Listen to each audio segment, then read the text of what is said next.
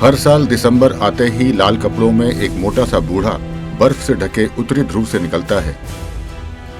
Reindeer की उड़ती sledge में बैठकर बच्चों के लिए तोहफे लाता है। लेकिन सवाल ये है, क्या यही क्रिसमस की असली कहानी है? क्या ईसा मसीह के समय बर्फ, रेनडियर और सेंटा थे, या फिर सेंटा क्लॉज इतिहास नहीं बल्कि इतिहास से गढ़ी गई एक कहानी है? ईसा मसीह से बहुत पहले यूरोप की ठंडी धरती पर लोग सर्दियों के सबसे अंधेरे दिनों से जूझ रहे थे। इन्हीं लंबी रातों के बीच जन्मे कई उत्सव। इन त्योहारों में आग जलाई जाती थी, पेड़ों को पवित्र माना जाता था, दावतें होती थीं और उपहार दिए जाते थे। सनातन की तरह यह प्रकृति का उत्सव था, सूर्य के लौटने की आशा। यहीं से जन्मी ठंड, बर्फ, दाढ़ी वाले बुजुर्ग और उपहार देने वाले पात्रों की कल्पना।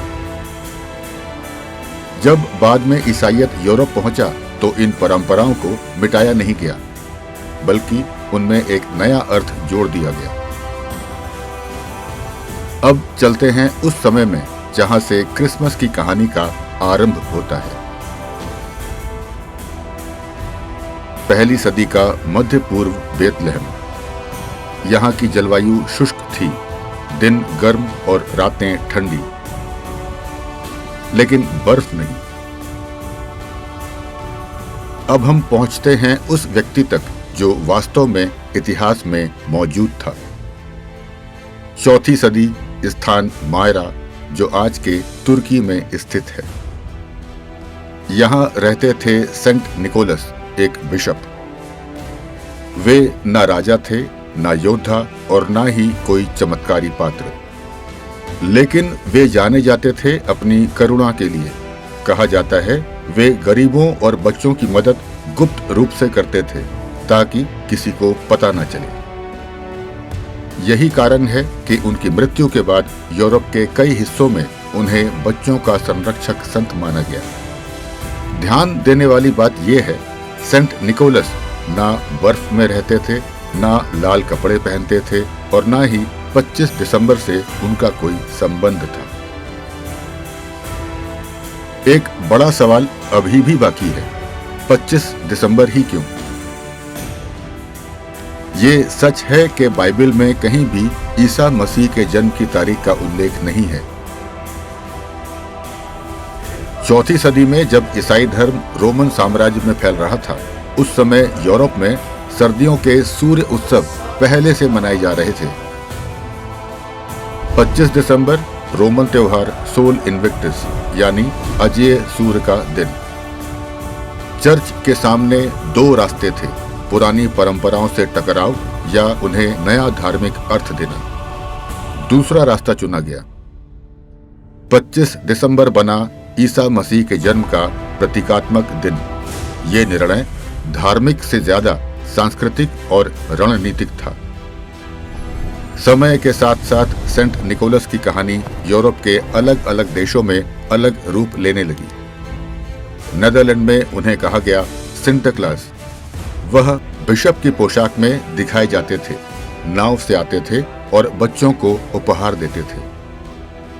17वीं सदी में डच जब अमेरिका पहुंचे तो सिंटरक्लास भी उनके साथ गया। नई दुनिया में नाम बदला, उच्चारण बदला और सिंटरक्लास धीरे धीरे बन गया सेंटा क्लॉज। अब ये केवल धार्मिक परंपरा नहीं थी, ये एक नई संस्कृति की पहचान बन चुकी थी। तो अब तक जो था वो इतिहास था, लेकिन 19वीं सदी में एक नया दौर शुरू हुआ, कल्पना का दौर। कविताएं लिखी गईं, कहानियां गढ़ी गईं और चित्र बनाए गए। 1823 में एक कविता आई, a visit from Saint Nicholas. यहीं से उड़ती स्लेज, रेनडियर और चिमनी से आने वाला पात्र लोकप्रिय हुआ। इसके बाद कलाकारों ने संता को मोटा, हंसमुख और ठंडी दुनिया का निवासी बना दिया। अब सेंट निकोलस एक व्यक्ति नहीं रहे, वे एक कहानी बन चुके थे। 20वीं सदी आते आते संता की कहानी एक नए मोड़ पर पहुंची। अब ये केवल लोक कथा नहीं थी, ये व्यापार का हिस्सा बन चुकी थी। 1930 के दशक में विज्ञापनों ने संता को लाल और सफेद कपड़ों में दिखाया, हंसमुख, दोस्ताना और भरोसेमंद। ये कोई धार्मिक निर्णय नहीं था, ये ब्रांडिंग थी।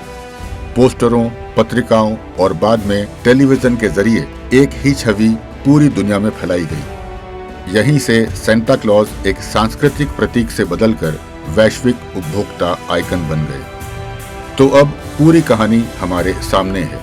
सेंट निकोलस एक वास्तविक ऐतिहासिक व्यक्ति थे, लेकिन सेंटा क्लॉज सदियों की परंपराओं, लोक कथाओं, कल्पनाओं और व्यापार का परिणाम है। ईसा मसीह का जीवन मध्य पूर्व की धरती से जुड़ा इतिहास है और आधुनिक क्रिसमस की छवि यूरोप की सर्दियों से निकली संस्कृति। इन दोनों का मिलना आस्था का प्रश्न नहीं है, समझ का प्रश्न है। इतिहास जानना किसी विश्वास को तोड़ता नहीं, बल्कि हमें सच और परंपरा के बीच अंतर करना सिखाता है।